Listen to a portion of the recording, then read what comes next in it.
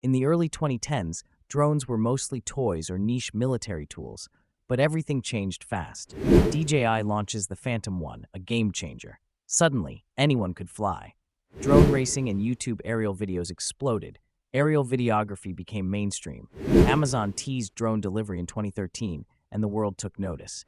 By 2016, drones were used for agriculture, mapping, and even search and rescue. The FAA and other countries began regulating drone flights.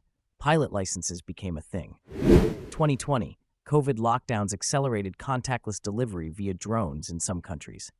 Today, drones are used in weddings, warfare, wildlife protection, and warehouse inspections.